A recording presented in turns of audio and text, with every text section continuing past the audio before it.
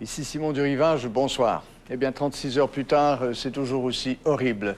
Des images d'hier qui nous reviennent, d'autres tournées aujourd'hui qui nous arrivent, et on ne comprend toujours pas pourquoi, au nom de qui, au nom de quoi on envoie comme ça au massacre des milliers d'innocents. Une édition spéciale de 60 minutes ce soir. Voici donc vos nouvelles de fin de soirée.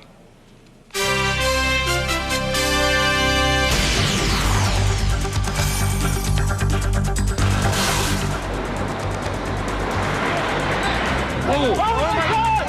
Oh, shit! I hope I live. I hope I live. It's coming down on me. Here it comes. I'm getting behind a car.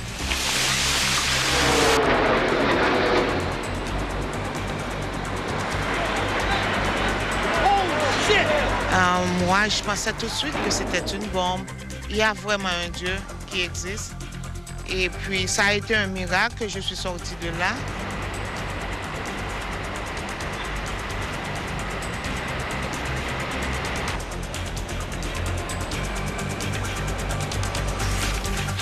But make no mistake about it, we will win.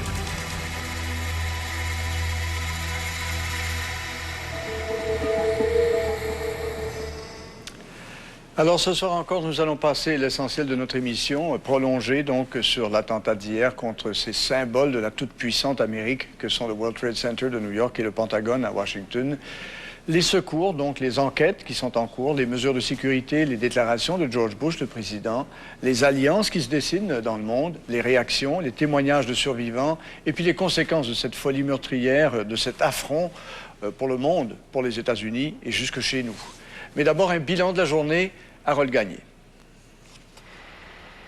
À New York, on se croirait au lendemain d'un bombardement. 750 membres de la Garde nationale ont été rappelés en renfort et patrouille. Au large de la ville, le porte-avions nucléaire George Washington et ses 6 000 hommes d'équipage défendent l'espace marin et aérien. Après les attaques terroristes contre les États-Unis, les sauveteurs, eux, poursuivent sans relâche leurs recherches pour retrouver des survivants. Ce matin, 9 miraculés ont été retrouvés dans les décombres du World Trade Center. Il s'agirait de 3 policiers et 6 pompiers. Au moins 250 autres secouristes arrivés sur place les premiers sont portés disparus. En conférence de presse, le maire de New York a confirmé que des milliers de personnes se trouvaient dans les tours au moment des attentats. Tout sera fait pour retrouver des survivants. Certains estiment que les recherches vont durer au moins 60 jours. Plusieurs personnes sont toujours prisonnières des amas de ferraille et de béton et ont rejoint leurs familles et les services d'urgence avec leur téléphone cellulaire. Le travail est dangereux, tout risque de s'effondrer. 2 immeubles endommagés lors des attentats se sont écroulés au cours des dernières heures. Il s'agit de la dernière partie de la tour numéro 2 et d'un immeuble adjacent de 54 étages. 2000 blessés ont déjà été soignés dans les hôpitaux de New York et du New Jersey. Pendant ce temps, au Pentagone, où un avion s'est aussi écrasé hier, il règne une atmosphère de deuil. 80 corps ont déjà été retirés des débris. On prévoit en trouver au moins 200 autres. Les responsables des secours craignent que d'autres sections du bâtiment s'effondrent au cours des prochaines heures. On a appris que les pirates de l'air voulaient que le Boeing s'écrase sur la Maison-Blanche plutôt que le Pentagone. On ignore pourquoi le plan a été modifié. Un porte-parole du président a aussi confirmé que l'avion présidentiel, Air Force One, aurait également pu être la cible des terroristes. La solidarité n'a probablement jamais été aussi grande aux États-Unis. Les dons de sang sont nombreux partout. Dans toutes les villes, des milliers de personnes font la file, souvent pendant 6 heures, pour venir en aide aux victimes des attentats. Le président George Bush s'est encore une fois adressé à la nation. Il répète qu'il va livrer une guerre sans merci contre les responsables de l'attentat. Which were carried out yesterday against our country were more than acts of terror. They were acts of war. Il qualifie les attaques d'actes de guerre. Pour les Américains, il s'agit d'une descente aux enfers. Il juge que les services de renseignement ont été minables parce qu'ils n'ont pas réussi à détecter les terroristes. Selon un sondage réalisé par le journal Washington Post, 90% des Américains réclament des représailles. Vu d'en haut, le monde semble aussi bouleversé. Hier, on pouvait voir la fumée du World Trade Center à partir de la Station spatiale internationale en orbite autour de la Terre. La peur s'est installée et certains craignent que d'autres nuages viennent assombrir l'avenir. Harold Gagné pour le réseau TVA. Alors, voilà donc un résumé de la journée. Ce soir, Jean-François Guérin est à New York en direct. Bonsoir, Jean-François. Bonsoir, Simon. Oui, vous avez pu circuler dans New York aujourd'hui. J'imagine que New York n'est plus le New York qu'on connaît, hein? Ça, c'est évident. Ça a été un réveil très brutal, Simon. Et ça, évidemment, c'est pour ceux qui avaient réussi à trouver le sommeil ou qui n'étaient pas impliqués dans les diverses opérations d'urgence à la suite de cette catastrophe d'hier. Donc, beaucoup de gens qui ont été mobilisés tout au cours de la nuit. Toute l'activité on peut même dire de l'État de New York, qui est presque du nord-est des États-Unis, est concentrée vers cette opération qui est toujours officiellement une opération de sauvetage, mais également de récupération des corps et des débris. Tout ça fait en sorte que pour faciliter l'entrée et la sortie des véhicules d'urgence, New York a été bouclé. Les accès, que ce soit les tunnels ou les ponts, sont réservés aux véhicules d'urgence. Un exemple, Simon, il nous a mis 3h30 avant de pouvoir entrer finalement par le pont de Brooklyn après plusieurs essais infructueux. Je vous fais regarder ici un peu un résumé de ce qu'on a pu voir dans les rues de New York cet après-midi. Les seules règles qui gouvernent New York sont celles de l'état d'urgence. Au lendemain du plus important attentat terroriste de l'histoire américaine, policiers, pompiers et militaires ont envahi les rues et ont pris possession des carrefours. Où que l'on regarde, des pelotons se déploient ou reviennent du site de la tragédie. À peu près tout le monde doit porter un masque ici à cause de la poussière et de la fumée générée par le sinistre qui a laissé des traces dans tout le quartier. Une autre scène de désolation qu'on voit un peu partout. Ces véhicules complètement détruits, brûlés, témoins de la force de ce qui s'est passé ici. J'ai toujours eu peur que ma génération ait à vivre quelque chose comme ça, dit ce jeune résident du quartier. Assiégés par les sauveteurs, repoussés hors du périmètre de sécurité et privés de courant, les gens du coin tentent de retrouver un semblant de vie normale. Une fois passée la poussée d'adrénaline qui les a fait fuir pour sauver leur vie, ils réalisent maintenant l'ampleur du drame. Hier soir, le coucher de soleil, c'est le premier moment de tout silence. Nous sommes à Brooklyn, au bord de la fleuve, et on peut voir les nuages qui sont créés par ce désastre. On a réalisé que la vie de New York a changé complètement. Alors que des camions chargés des restes du World Trade Center sillonnent les rues de Manhattan, les New-Yorkais voient s'évanouir une partie d'eux-mêmes. L'ampleur des effectifs mobilisés le démontre bien. Le défi qui attend les New-Yorkais est presque sans précédent. Jean-François Guérin, TVA, New York. Alors, Paul Larocque est avec moi en studio. Bonsoir, Paul. Bonsoir, Simon. Oui, alors, Harold Gagné disait ça tout à l'heure. L'avion présidentiel américain, là, le gros 1647 bleu, le Air Force One, était une des cibles des terroristes. On a appris ça aujourd'hui. La Maison-Blanche aussi. C'est pas banal comme information, Simon. C'est énorme. Les terroristes sont donc attaqués au cœur économique de New York, World Trade Center, au cœur militaire, le Pentagone à Washington. Et là, on apprend qu'ils ont tenté, mais ont échoué, d'atteindre le cœur politique. Pensons-y, la Maison-Blanche et aussi Air Force One. C'est pour ça que le président se promenait tant hier dans l'avion de Louisiane. Ses déplacements, Louisiane, Nebraska, ensuite des bases militaires. Ce sont les services secrets qui ont tout de suite lui ont dit de quitter la zone qui aurait pu être critique. Mais c'est pas banal. Mais comment est-ce qu'ils savaient ça? Comment est-ce qu'ils ont pu savoir ça? Des fuites de renseignements, on dit qu'il y a des conversations qui ont été interceptées à un certain moment.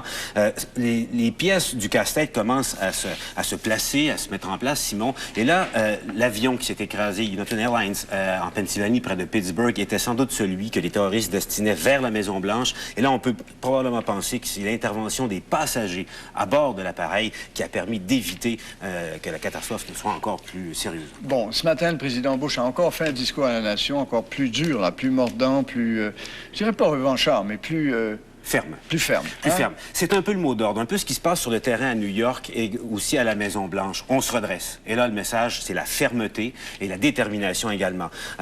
En fin d'après-midi, George Bush s'est rendu au Pentagone visiter, saluer un peu les secouristes sur place, démontrer qu'il était en plein contrôle de la situation. Dans le ton, dès le matin, encore en soirée, la même chose. Deux mots-clés. D'abord, nous allons agir avec patience, ce qui est peut-être nouveau, en tout cas étrange, dans la bouche de George W. Bush. Voilà. Mais d'autre part, détermination. Il dit c'est un acte de guerre et nous allons gagner cette guerre. Il ne faut pas se faire de doute là-dessus. On peut entendre le président, si vous le voulez. Being here makes me sad on the one hand. It also makes me angry. And our country will however, not be cowed by terrorists. Il était dur, Colin Powell aussi, le secrétaire d'État, qui était un homme de guerre également.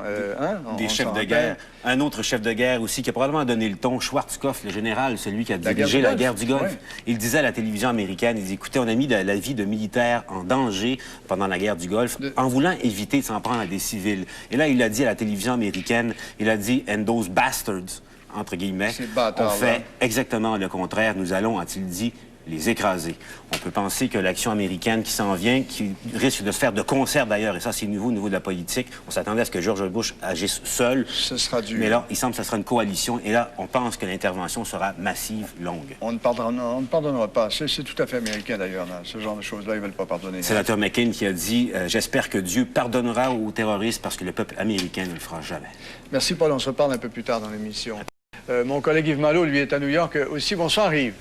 Bonsoir Simon. Oui, vous avez passé la nuit à marcher dans New York, sinistré, et vous avez rencontré des survivants. Et ce matin, vous avez même rencontré une miraculée dans tous les sens du terme. Hein. Écoutez Simon, une dame qui a une veine incroyable, 2 fois plutôt qu'une. Nous avons rencontré Jacqueline Joseph qui, pour la 2e fois, survit à un attentat terroriste et les 2 fois à la même place, justement au World Trade Center. En 93, lors de l'attentat à la voiture piégée qui avait été placée dans le sous-sol d'une tour. Et cette fois, elle était au 73e étage de la première tour quand le premier avion a plongé au 85e étage. Et oui, elle a réussi à descendre 73 étages à pied pour sauver sa vie. On écoute une partie de son témoignage. Quand le premier avion s'est enfoncé dans la tour, moi, je pensais tout de suite que c'était une bombe. Là, j'ai pris mes affaires et puis tout de suite, je suis sortie. J'ai pris les escaliers de secours. Là, tout le monde sortait en ligne, en discipline, sans panique. L'avion est entré dans la tour à un étage au-dessus. J'étais sur le 85e étage. Moi, je me trouvais sur le 73e étage. Mais arrivé sur le 48e étage, là, la tour a secoué encore. C'est à ce moment-là que peut-être le 2e avion s'est enfoncé dans la 2e tour. On parle que le 2e avion est foncé 18 minutes plus tard. Ça semble cohérent avec ce qui s'est passé? Oui. Oui, c'est ça. C'était cohérent, mais pour moi, c'était la tour qui allait s'effondrer parce qu'on n'avait pas de nouvelles, on ne savait pas ce qui se passait dehors, on ne savait même pas que la tour était en feu. Quand on est arrivé au premier étage, c'est à ce moment-là qu'on a vu tout le dégât qui s'est produit. Il y avait beaucoup d'eau, le sprinkler system s'est déclenché. Et puis là, il y avait toute une ligne de personnes qui nous recevaient, qui nous indiquaient là où passer pour sortir tout de suite. Il y a beaucoup de vos collègues de travail qui est-ce que tous vos collègues de travail ont réussi à sortir, selon vous? Je ne pense pas. Selon moi, ceux qui se trouvaient sur le 82e a eu de la misère à sortir. Par exemple, moi, j'avais un compagnon avec moi, elle est architecte. On était tous deux ensemble jusqu'à la dernière minute. Quand on est arrivé dehors, il était 10 heures du matin. 5 minutes après, la 2e tour, la tour sud, s'est effondrée. Okay. Plus de 24 heures plus tard, ça vous inspire quoi? Quelles sont vos réflexions sur cette catastrophe? Mes réflexions, c'est qu'il y a vraiment un Dieu qui existe. Et puis, ça a été un miracle que je suis sortie de là. Étonnant de voir le calme de cette dame. Racontez ça, Yves. Un sang-froid incroyable. Incroyable, absolument incroyable. Eh bien, merci, Yves. Je vous retrouve plus tard dans l'émission pour que vous nous racontiez un petit peu la nuit blanche, enfin noire, que vous avez passée à New York. À plus tard. À tout à l'heure. Alors, parlons de l'enquête maintenant. Rien de très précis encore, mais le FBI affirme quand même avoir identifié les pirates de l'air. Ils auraient été entre 3 et 6 pirates dans chacun des 4 avions suicides. Imaginez, c'est du monde, ça. À Boston et en Floride, aujourd'hui, en plus, le FBI a mené des opérations qui laissent de plus en plus croire à la filière du fanatisme islamiste. On suspecte même de plus en plus celui qui avait déjà commandité l'attentat contre le World Trade Center en 1993, le milliardaire saoudien Oussama Ben Laden, qui se terre toujours en Afghanistan. Le reportage d'Esther Bégin. Au lendemain des attaques, le FBI a recueilli plusieurs éléments qui, même s'il ne le reconnaît pas, le mènent au chef terroriste Oussama Ben Laden, milliardaire saoudien apparemment réfugié en Afghanistan. Le gros de l'enquête s'est déroulé aujourd'hui à l'aéroport Logan de Boston, d'où ont décollé les 2 avions qui ont détruit les tours du World Trade Center. L'aéroport a été complètement bouclé jusqu'à nouvel ordre. Tôt ce matin, les agents du FBI y ont saisi cette voiture de location qui contenait, entre autres, des manuels de pilotage en arabe. En après-midi, une 50aine d'agents armés jusqu'aux dents et équipés de systèmes de détection par fibre optique ont investi une chambre d'hôtel du centre-ville où auraient résidé les pirates. Les policiers sont repartis une demi-heure plus tard, sans faire de commentaires. Le FBI a confirmé avoir identifié plusieurs des pirates de l'air. C'est par groupe de 3 à 6 et armés de couteaux qu'ils auraient détourné les avions. Mais aucun de leurs complices n'a encore été arrêté.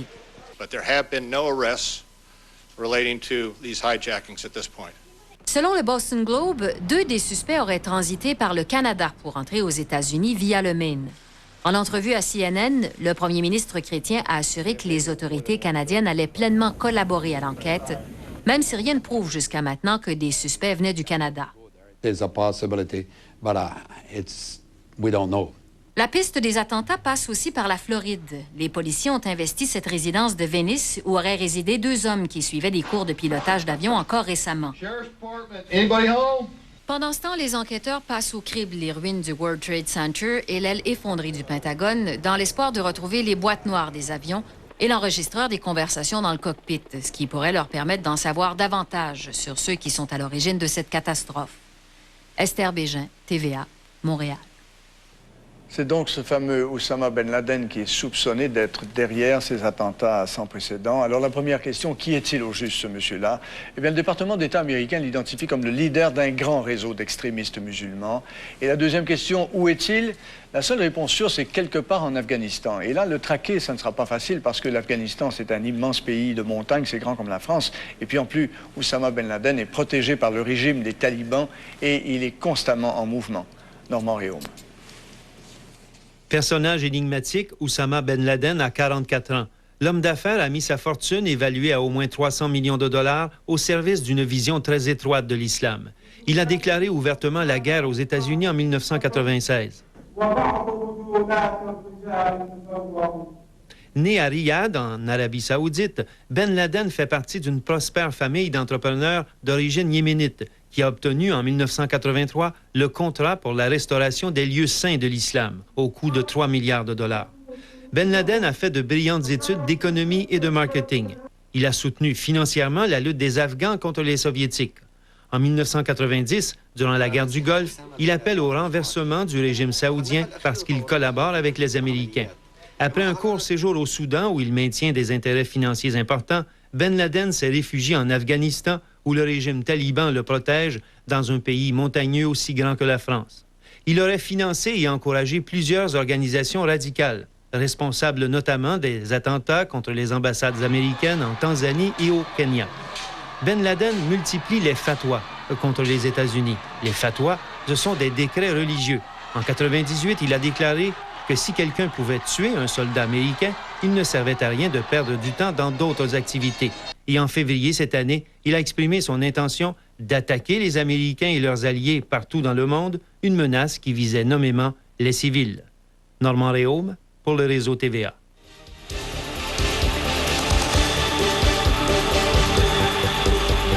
Ce soir, les villes sont... Times Square est vide. On voit rien ce soir.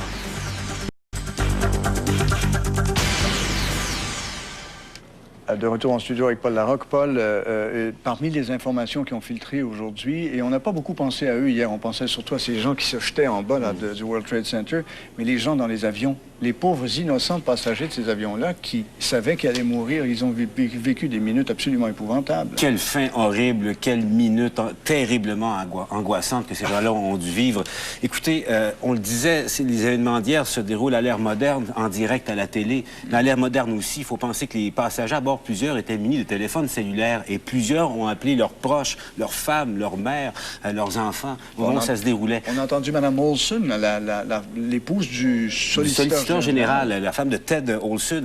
Elle a dit, on peut voir un extrait de la conversation, elle a raconté à son mari que les pirates n'étaient armés que de couteaux. C'est de elle que vient cette information-là. Là. Ça se déroule, le moment où ça se déroule... Elle pas dit, de fusil, des couteaux. Non, ils n'ont que des couteaux ou des petits exactos, comme on appelle. Ils ont regroupé les gens en arrière, c'est ce qu'elle raconte à son mari. Qu'est-ce que je dois faire? Elle est morte dans les secondes qui ont suivi. C'est l'avion qui s'est écrasé sur le Pentagone. D'autres témoignages aujourd'hui qu'on... L'avion de United Airlines. Là, il y a un autre individu de 31 ans qui parle à sa mère, s'appelle Mark Bingham. Il dit, maman, c'est Mark Bingham. Tellement énervé, il dit, c'est comme si moi je disais, maman, c'est Paul Larocque qui parle. Alors, il dit, je t'aime beaucoup, maman, je t'aime beaucoup. Au cas où je te reverrai plus, je veux te dire, je t'aime beaucoup. Et là, à côté de lui, il y a Tom Burnett. M. Burnett a 38 ans, c'est le vice-président d'une compagnie californienne en équipements médicaux. Là, il y a un élément d'information crucial qu'il donne. Il parle à sa femme. Il dit, nous allons mourir, mais il y a 3 d'entre nous qui vont essayer de faire quelque chose. Et là, en recollant toutes ces informations-là, c'est là qu'on réalise qu'il s'est passé quelque chose à bord. Les pirates de l'air ont pris le contrôle de l'appareil, assurément, mais là, les passagers ont réussi, se sont regroupés, quelques-uns d'entre eux. On disait même à CNN aujourd'hui qu'ils ont voté que les hommes... Il y en a un qui, même Burnett, a eu le temps de rappeler sa famille et de dire... Nous, les hommes à bord, là, on s'est consultés et on va s'en prendre aux pirates. Et là, ils sont intervenus. Les pirates avaient pris le contrôle de l'appareil. Et là, ces gens-là, Tom Burnett ou ses autres compagnons ont réussi à déloger les pirates. Et là, on peut supposer que c'est ça qu'ils ont fait. Puis ils fait cracher l'avion eux-mêmes. Et leur geste a précipité l'écrasement dans ce champ de Californie plutôt que, semble-t-il, la Maison-Blanche. La Maison-Blanche, imaginez. Merci, Paul. Merci d'avoir été là. Eh bien, tout le monde se sent visé par ce qui se passe en ce moment aux États-Unis. Tout le monde se sent menacé aussi. On ne parlait que de ça aujourd'hui, d'ailleurs, encore partout à travers le monde, j'imagine, dans les endroits publics, dans les bureaux, même à l'école. Personne ne s'explique d'une telle violence. Le reportage de Pascal Wilhelmy là-dessus. Petit matin différent de tous les autres, dès le réveil, on se rappelait les terribles événements de la veille et on allait vite chercher les quotidiens, histoire de vérifier encore l'horreur. Ça va réécrire l'histoire des États, ça. Nos petits-enfants vont étudier ça, ces choses-là, certainement. Dans cette caserne, les pompiers ont passé une partie de la nuit rivés au petit écran à s'attrister du sort de toutes les victimes et à admirer le courage de leurs confrères. Quand il y a tellement de gens sauvés comme ça, on pense plus à notre vie, là, on pense aux leurs. Là, ils ont sacrifié les leurs. C'est des images que tu veux plus voir ou ben non. Il n'y a pas de mots pour décrire ça. Les gens dans un sinistre, dans un incendie, eux, ils se dépêchent à sortir. Nous, on se dépêche à rentrer. Oui. Mais moi, je trouve ça épouvantable. Et puis, dans les couloirs d'école et dans les classes, on parlait aussi de la tragédie. Notre génération, on était élevée dans un monde de fiction. Mais là, hier, on voyait ça live à télé. Quand on a appris la nouvelle, on était en cours d'histoire, puis on parlait justement d'événements historiques. Mais quand on y pense, on est en plein moment historique. T'es pris par l'événement, puis là, t'es figé. Et puis nombreux sont ceux qui sont allés chercher des journaux new-yorkais, histoire de les conserver. Même si on avait doublé le nombre d'exemplaires de quotidiens américains, tous se sont envolés en quelques heures. Oui, je vais avoir à peine le temps de déplacer, qui vont déjà tous être vendus. Est-ce qu'il y a des gens qui ont fait des réservations? Oui, il y a des gens qui ont commencé à téléphoner ce matin pour qu'on leur mette des journaux de côté. Est-ce que vous achetez toujours les journaux comme ça? Non, c'est vraiment aujourd'hui. Est-ce que vous allez les conserver? Oui, absolument. Spécialement mon petit garçon, là, qui a vécu ça un petit peu avec moi hier soir. Là. On a regardé ça ensemble, on a expliqué un peu c'était quoi sa plus grosse difficulté, c'était de comprendre qu'il y avait des gens qui étaient heureux que ces choses-là arrivent. Il y a de ces drames qui ne s'expliquent pas. Pascal Wilhelmy, TVA, Montréal. Quand le premier avion s'est enfoncé dans la tour, moi, je pensais tout de suite que c'était une bombe. Là, j'ai pris mes affaires et puis tout de suite, je suis sortie.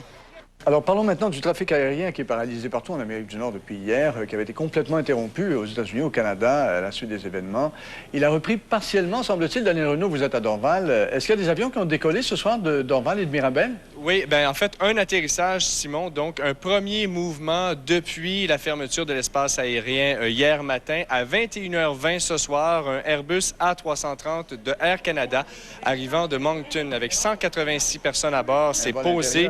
Oui, bien, en fait, maintenant, oui, mais pas à l'origine. C'est un vol qui effectuait la liaison Paris-Montréal, mais hier, en raison des événements, on l'a forcé à atterrir à Moncton. Et comme ça devenait un vol intérieur, vous l'avez dit, on lui a permis de se rendre jusqu'à destination, donc ce soir à Montréal. Et selon les informations non confirmées, Simon, il est question d'un départ à 23h30 ce soir d'un appareil de la compagnie British Airways, donc un vol outre-mer en direction de Londres, mais ça reste à confirmer. On sait, cet après-midi à 15h, Transport Canada a permis la reprise des vols intérieurs, également les départs des 250 avions qu'on a dû détourner vers le Canada hier, avions qui se dirigeaient originellement vers les États-Unis, sauf que ça n'a pas du tout bougé ni à Dorval ni à Mirabel parce que ADM n'avait toujours pas reçu les nouvelles mesures de sécurité imposées par Transport Canada. Et même si Transport Canada n'a pas permis les vols d'outre-mer, toute la journée ici à Dorval, il y a eu confusion. Entre autres, une centaine de voyageurs de Swissair qui pensaient pouvoir ce soir partir vers Zurich, à qui on disait qu'il y aurait un départ. Finalement, en milieu de soirée, on leur a dit non, vous ne partez pas. Ça a soulevé la colère des voyageurs. Je fais entendre un échange avec un employé Swissair, également la porte-parole d'ADM qui explique pourquoi il n'y a pas eu de mouvement ni à Dorval ni à Mirabel aujourd'hui, ou à peu près pas. J'ai appelé 3 fois, moi, pour avoir les renseignements. Les 3 fois, on m'a dit que le départ aurait lieu à 17h05. Pourquoi nous bluffer? Vous avez une moitié combien de temps encore, comme ça? Une journée, 2 jours, 3 jours? Là, je vous mens pas, monsieur, je vous dis qu'on n'a pas de vol, puis on n'aura pas.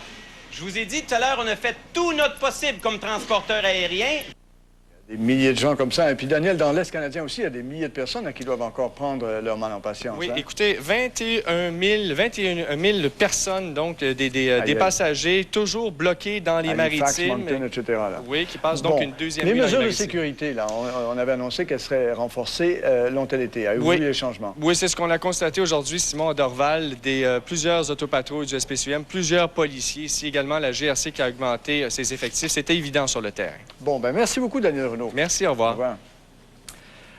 On en a déjà entendu quelques-uns. Ils sont nombreux, les Québécois, qui ont subi l'enfer d'hier à New York, bien sûr. Et ce soir, un autobus spécialement affrété pour l'occasion par la Sûreté du Québec et la délégation du Québec, là-bas, a ramené à Montréal plusieurs des nôtres qui devaient participer à ce fameux événement culturel, la Québec-New York 2001. Bonsoir, Sophie Thibault. Bonsoir, Simon. Ouais, ils doivent être contents de rentrer à la maison, ces gens-là. Hein? Ils sont très contents. Ils viennent tout juste d'arriver, je pense. Hein? Oui, exactement. Ils sont arrivés, je vous dirais, il y a à peu près 20 minutes. Ils sont évidemment fourbus, épuisés, ces gens-là. Il faut vous dire qu'ils étaient à bord d'un autobus où il y avait 86 personnes. Il y a 6 personnes en tout, vous les voyez tout juste derrière moi, qui ont accepté de partager l'horreur qu'ils ont vécue là-bas à New York. Il y a particulièrement cette dame que vous voyez à droite, Martine Prévost, qui fait partie de la délégation, qui agissait au niveau des communications, qui a vécu des moments vraiment épouvantables quand elle est sortie de son hôtel et qu'elle a été littéralement prise dans un nuage. Elle a dû courir avec la mer de monde qu'on a vu, Simon, dans tous les reportages depuis 2 jours. Elle s'est sentie étouffée. À un moment donné, elle a dû se jeter par terre avec les autres gens pour éviter justement de suffoquer. Si vous voulez, on peut l'entendre dans un extrait que je vous ai préparé. Et on s'est dit, où c'est l'eau, mais si on jette à l'eau, tout le monde va jeter à l'eau. Et là, on a pu faire autre chose que d'attendre et de dire, gardons espoir, puis restons calmes. Et étrangement, tout le monde autour de nous était très calme et tout le monde était dans l'attente. Pas de crise d'hystérie, pas de cris d'horreur. Et est arrivé, pas de secours non plus. Et là, soudainement, est arrivé. Ça doit être épouvantable, vivre ça. Tout le monde est sain et sauf quand même, hein, des Québécois qui étaient là-bas pour cet événement. Tout le monde est revenu. On parle de plusieurs dizaines de personnes. On peut vous dire, c'est assez particulier. Ces gens-là, dans le fond, étaient à New York pour une manifestation artistique et ils se sont retrouvés finalement en pleine guerre, Simon. Merci beaucoup, Sophie Thibault. Bonsoir. Le renforcement des mesures de sécurité a eu pour effet, bien sûr, de congestionner le poste de douane de Lacolle. Aujourd'hui, vous le voyez sur ces images, d'ailleurs, des dizaines et des dizaines de camions remorques, des voitures ici et là qui ont fait la queue toute la journée, une attente de plus de 6 km à certains moments de la journée.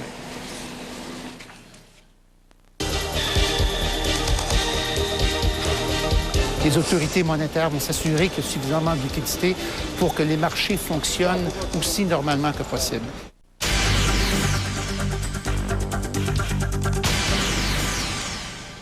Alors, c'est confirmé. On évacue en ce moment l'Empire State Building, un autre grand symbole de la puissance américaine. Un colis suspect dit-on. Alors, on l'évacue en ce moment même, c'est confirmé. Voilà, maintenant, sur le front économique, bien sûr, on serre les rangs pour éviter que la crise que traversent les États-Unis ne nous précipite en récession. Les ministres des Finances des pays du G8 sont en contact constant et ont convenu que leurs banques centrales, incluant celle du Canada, injecteront l'argent nécessaire là, pour permettre à l'économie de continuer à rouler. Les bourses canadiennes vont rouvrir demain, mais celle de New York vendredi seulement. Personne ne peut prévoir comment les investisseurs vont réagir. On se croise les doigts, Monique Grégoire. Ce matin, au lendemain de la catastrophe, la bourse de Tokyo fermait son parquet, en baisse. Les bourses de Hong Kong, de Séoul aussi. C'était la catastrophe. En mi-journée, à la fermeture des bourses européennes, le climat avait changé. Elles avaient terminé en hausse. Mais à Montréal, c'était le calme plat. Tout comme ailleurs au Canada, les bourses étaient fermées. Mais demain, tous ces claviers vont recommencer à crépiter. Ici, la valeur des titres transigés atteint 280 milliards de dollars. Que va-t-on faire si la bourse se met à dégringoler? On sait que demain et dans les jours qui vont suivre, en Amérique du Nord, les liquidités nécessaires vont être là, à savoir que les autorités monétaires vont s'assurer qu'il y a suffisamment de liquidités pour que les marchés fonctionnent aussi normalement que possible. Même si la bourse tenait bon, le titre d'Air Canada risque d'être malmené, car les vols d'affaires et de tourisme vont diminuer suite à cet attentat. AXA et les autres compagnies d'assurance vont aussi passer un mauvais quart d'heure. Les réclamations auxquelles elles feront face pourraient grimper à 20, 30 et même 40 milliards de dollars. Les producteurs d'or et les compagnies pétrolières pourraient, eux, voir leurs titres grimper. Mais au total, cet attentat aura un effet négatif sur la bourse. La question est de savoir s'il sera grave ou léger et surtout durable. Si on a une situation sur les marchés qui est extrêmement négative, bien sûr, ça va avoir un effet de répercussion là, sur la confiance globale dans le milieu économique. Et là, oui, on va se rapprocher d'une situation de récession, sinon on va y arriver. Mais il est trop tôt pour savoir quelle direction les marchés vont prendre. Ça va retomber. D'ici une semaine, 2 semaines tout au plus, on aura une bien meilleure idée de ce qui va se produire sur l'économie réelle. Dans les jours qui viennent, tous les yeux seront tournés vers les bourses pour voir si elles vont s'écrouler ou résister. Mais plus que les bourses, ce sont les consommateurs américains qu'il faut surveiller de près. Si l'attaque du World Trade Center mine leur confiance et que par crainte de l'avenir, ils se mettent à épargner plutôt que d'acheter des maisons, des voitures, alors pour sûr, on n'échappera pas à la récession. Car à elles seules, les dépenses des consommateurs américains représentent 15 % de l'économie mondiale. Monique Grégoire, TVA, Montréal. Alors, d'autres nouvelles maintenant, des nouvelles de chez nous. Mafia Boy a été condamné aujourd'hui à 8 mois de détention dans un centre pour juvéniles et à 1 an de probation. Mafia Boy, vous vous souvenez, c'est ce jeune pirate informatique qui avait paralysé 5 sites Internet très importants, dont ceux d'Amazon aux États-Unis, Yahoo et CNN l'an dernier. Ça, il avait 15 ans à l'époque. En janvier dernier, il avait plaidé coupable à 58 accusations de piratage. Mafia Boy a maintenant 17 ans et il devra aussi faire un don de 250 $ à un organisme de charité. Il lui est également interdit de tirer profit de son aventure. Le juge a recommandé qu'il soit autorisé à aller à l'école et à occuper un emploi à temps partiel. À Sainte-Marie-de-Beauce, une femme de 78 ans a été tuée à coups de marteau dans une résidence pour personnes âgées la nuit dernière. Les policiers ont rapidement arrêté le suspect, un membre de sa famille, âgé de 25 ans, qui souffre de graves problèmes mentaux. Il devrait être accusé demain du meurtre de Claire Ouellet-Bourgault, mais il devra vraisemblablement subir un examen psychiatrique pour savoir s'il est apte à comparaître. Et puis les fonctionnaires fédéraux et le Conseil du Trésor ont décidé de retourner à la table des négociations. Les pourparlers achoppent tout particulièrement sur la question des salaires. Vous le savez, l'Alliance de la fonction publique réclame des augmentations de 15 % sur 3 ans. L'offre finale du gouvernement s'élevait à 8,75 % sur 3 ans. Les deux parties ont indiqué toutefois qu'elles étaient prêtes à faire des concessions. Les négociations devraient reprendre vendredi. Jean-François, d'abord, l'Empire State Building, c'est vrai qu'on évacue, mais le colis suspect, c'est démenti, hein, je pense? Ce serait démenti, Simon. Je vous le donne au conditionnel parce qu'il y a tellement d'informations contradictoires qui sortent de ces temps-ci. Mais selon ce qu'on vient d'entendre, là, les policiers de New York auraient dit que c'était non fondé. Disons que, Simon, les services d'urgence en ont vraiment plein les bras par les temps qui courent. Encore, hein? Absolument. Regardez encore derrière nous ce que ça donne ce soir, que cette scène où on parle encore, en plus de l'effondrement de la fin de journée, d'autres dommages à des structures et d'autres édifices atteints par des incendies, ce qui laisse présager encore de longues heures de combat contre les flammes pour les services d'urgence. Tout ça alors que, Simon, on parle de rouvrir les écoles demain matin, rouvrir certains accès à New York, donner un peu d'oxygène finalement à la métropole américaine qui en a bien besoin, tout en conservant certains tunnels pour les véhicules d'urgence. Jean-François, merci. C'est tout le temps qu'on a, malheureusement. Il faut quitter l'antenne. Je vous annonce, vous serez là, bien sûr, demain et nous allons faire des émissions spéciales. Pierre Bruno, demain soir à 18h, une émission prolongée d'1 heure ou d'1 heure et demie, ainsi que le 22h demain aussi, qui durera 1 heure. Voilà, alors je vous laisse là-dessus. Merci infiniment de votre attention. Merci encore une fois à toute l'équipe de TVA qui a travaillé d'arrache-pied aujourd'hui pour préparer ces émissions prolongées. Nous vivons là une page historique. Et ce sera encore sûrement pendant quelques jours que nous aurons à en parler, sinon plusieurs semaines. Merci encore une fois de votre attention. Bonsoir, à demain.